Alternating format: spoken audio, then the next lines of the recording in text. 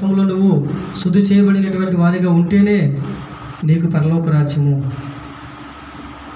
క్రీస్తులో నువ్వు బాప్తిసం పొంది ఆ రక్తంలో కడగబడడానికి ప్రభు బలిలో పాల్గొంటూ ఆ రక్తం నిన్ను శుద్ధి చేస్తున్నప్పుడు నువ్వు దేవుని రాజ్యంలో పరలోకంలో ప్రవేశించడానికి, ఆయన ఉండే స్థలంలో నీవు ఉండటానికి ఆయన నీకు ఇచ్చినటువంటి గొప్ప ధన్యతగా ఆయన తెలియజేస్తూ ఉన్నాడు. కనుక అమూల్యమైన రక్తమని ఆ రక్తంలో పిలువబడుతూ ఉంది. నిర్దోషమైన నిష్కళంకమైన గొర్రెపిల్ల వంటి రక్తము, క్రీస్తు రక్తము చేత మీరు కడగబడి ఉన్నారు. గొర్రె మేక ఎద్దు రక్తంతో మరి సంవత్సరానికి ఒకసారి అర్పిస్తూ ఉన్నారు, కడుగు శుద్ధి చేస్తూ ఉన్నారు, మరలా పాపం చేస్తూ ఉన్నారు, మరలా అది పూర్తిగా తొలగించబడట్లే. అందుకని ఏకైక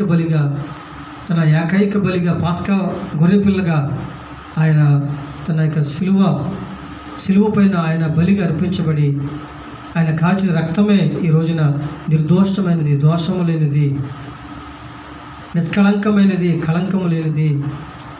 దేవునికి బలర్పించే గొర్రె జబ్బు గలది కానీ, అది వ్యాధి గలది కానీ, అవయవాలు కుంటిది కానీ, లోపం కలిగినది కానీ ఉండక అది పరిశుద్ధమైనదిగా ఉండాలి. అలాగే నిర్దోషమైన నిష్కళంకమైన ఆ గొర్రెపిల్ల వంటి అనే మాట దాని కొరకు చెప్పబడింది. అందుకని ప్రభువులో దోషము లేదు, కళంకము లేదు, అపవిత్రత లేదు, పాపము లేదు. ఇజ్రాయేలీలు యూదులను నాలో పాపం ఉందని మీరు చెప్పగలరా అని అడిగితే ఎవరు నిరూపించలేకపోయారు. పిలాతు చక్రవర్తి ఇతరులు ఏ పాపం ఉంది, ఏ దోషం చేశాడు శిలువ మరణానికి అప్పగించడానికి అడిగితే అనేకమైన నేరాలు మోపారు, కానీ అవి నిజం కాదని పిలాతు తేల్చేశాడు. ఇతడు నిర్దోషి, ఇతరులో పాపం లేదు, కనుక నిర్దోషమైన రక్తాన్ని మీరు చిందిస్తున్నారు.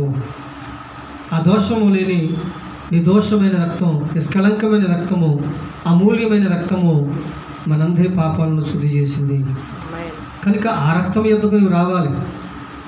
ఎక్కడెక్కడికో వెళ్ళి ఏదేదో మునిగి ఏదేదో కడుక్కుంటే పోదు పాపం. రక్తంతో కడగబడాలి. క్రీస్తు రక్తంలో నువ్వు కడగబడాలి. ఈ లోకంలో భూమి మీద పుట్టిన ప్రతి మనిషి క్రీస్తు యొద్దకు వచ్చి క్రీస్తు రక్తంలో కడగబడితేనే రేపు చనిపోయాక ఆత్మకు నిత్య జీవం, లేకపోతే ఖచ్చితంగా నరకము తప్పదు. ఇది బైబిల్ గ్రంథం బోధిస్తూ ఉంది, నేను చెప్పే మాట కాదు. కనుక ప్రతి మనిషి ప్రభుని అంగీకరించాలి, బాప్తిసం పొందాలి, ప్రభు బలలో పాల్గొవాలి, ప్రభు రక్తం ఆ వ్యక్తిని శుద్ధి చేయాలి. దాని కొరకే అమూల్యమైనటువంటి రక్తము చేత మీరు కడగబడి ఉన్నారు, విమోచింపబడి ఉన్నారని స్తోత్రం. హల్లెలూయా, హల్లెలూయా. కనుక ప్రియమైన దేవుని బిడ్డలారా, మనం చూడంటాడు, ఆయన జగత్తు పునాది వేయబడక మునిపే నియమింపబడిన కానీ నన్ను మృతుల్లో నుండి లేపి తనకు మహిమనిచ్చిన దేవుని ఎడల తన ద్వారా విశ్వాసులైన మీ నిమిత్తము కడవరి కాలముల యందు ఆయన ప్రత్యక్షపరచబడిను. కాగా మీ విశ్వాసమును నిరీక్షణయు దేవుని యందు ఉంచబడి ఉన్నది. కనుక మన విశ్వాసము, మన నిరీక్షణ దేవుని యందు ఉంచబడి ఉన్నది. కనుక మనము మృతుల నుండి లేపినటువంటి తండ్రి యందు క్రీస్తు విధేయుడై నమ్మకం కలిగి ఎలాగైతే తండ్రి చిత్తాన్ని నెరవేర్చాడో అలాగే మనం ఆయన పరిశుద్ధుడు గనక, ఆయన నీతిమంతుడు గనక, ఆయన సత్యమై ఉన్నాడు గనక, ఆయన ప్రేమ కలిగి ఉన్నాడు గనక, ఆయన తండ్రికి విధేయత చూపాడు గనక, శిలువ మరణము పొందుట వలన ఆయన విధేయత నేర్చుకున్నాడు కనుక ఆయన వలె ఆయన పోలిక గలవారిగా మనము ఆయన గుణ లక్షణాలు, ఆయన స్వభావము మనము కలిగిన వారంగా మన జీవితాన్ని మార్చుకోగలిగితే ఆయనను లేపినటువంటి తండ్రి ఆ పునరుత్థానమందు రెండవ రాకడలో మనలను కూడా ఆయన లేపుతాడు. ఆ తండ్రి కుమారునికి ఇచ్చినటువంటి ఆ రాజ్యమును, కుమారునికి ఇచ్చిన సింహాసనమును ఆయన మనకును ఇస్తాడు. ఆ ఎదుట మనలను కూడా ఆయన నిలువబెడతాడు. కనుక అటు విశ్వాసము, నిరీక్షణ మనము కలిగి ఉన్నాము కనుక ఆ రీతిగా ఆయన వలె, ఆయన పోలిక, ఆయన మాదిరిగా, ఆయన స్వభావ గుణలక్షణాలను కలిగిన వారముగా మనం ఉంటే ఆ స్థానానికి మనం వెళ్తామని దేవుని వాక్యం ఉంది.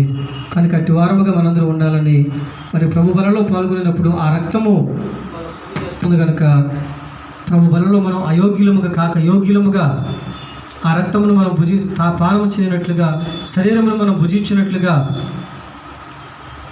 మనం అవిధేయులముగా కాక మన పాపాలు ఒప్పుకొని ఆ పాపాల నిమిత్తం పశ్చాత్తాపడి వాటిని విడిచిపెట్టి ఆ రక్తంలో కడగబడి కనికరం పొంది అట్లా పరిశుద్ధులుగా ఆయన ఎదుట నిలబడటానికి ప్రభు మనకు ఈ బలారాధన సిద్ధపరిచి ఉన్నాడు.